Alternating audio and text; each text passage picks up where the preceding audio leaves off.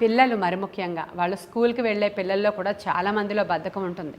వాళ్ళు పొద్దున్నే లేవరు, చదవరు, తినరు. కావలసింది వచ్చి కిచెన్లో నుంచి కూడా తీసుకొని వెళ్ళరు. అన్ని కాళ్ళ దగ్గరికి, చేతుల దగ్గరికి, మూతి దగ్గరికి అందించేటువంటి తల్లిదండ్రులు అలవాటు చేస్తారు అలా. తరువాత నిజంగా వాళ్ళు ఎంతో యాక్టివ్గా ఉంటారు. కానీ ఈ సోమరితనం కారణంగా వాళ్ళు ఏం పనులు చేసుకోరు. అన్నీ వాళ్ళ చేతుల దగ్గరికి, వాళ్ళ కాళ్ళ దగ్గరికి తెచ్చివ్వమని అడుగుతూ ఉంటారు.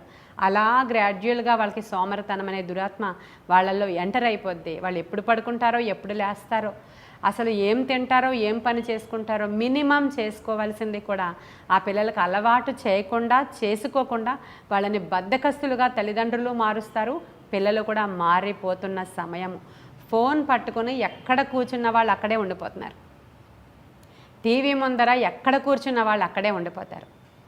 ఏమీ పని చేయరు ఇంట్లో వాళ్ళు. తల్లిదండ్రులు విపరీతమైన ముద్దుతోనూ ప్రేమతోనూ తినిపిస్తూనే ఉంటారు వయసు వచ్చే వరకు. సరే, మనకి ప్రేమ ఉండొచ్చు, కానీ మన పిల్లల్ని మనమే స్వయముగా సోమరి వాళ్ళలాగా తయారు చేస్తే బైబిల్ ఏం సెలవిస్తుందో అది జాగ్రత్తగా వినండి. బైబిల్ సోమరి వాళ్ళు ఎక్కడుంటారు అని సెలవిస్తుంది అంటే, అగ్ని కాలేటువంటి స్థలములో, పండ్లు కొరికేటువంటి స్థలములో వీడిని విసిరివేయండి, ఎందుకంటే వీడు సోమరి అయిన చెడ్డదాసుడు అని యజమానుడు చెప్తున్నాడు. ప్రేమైన దేవుని బిడ్డ.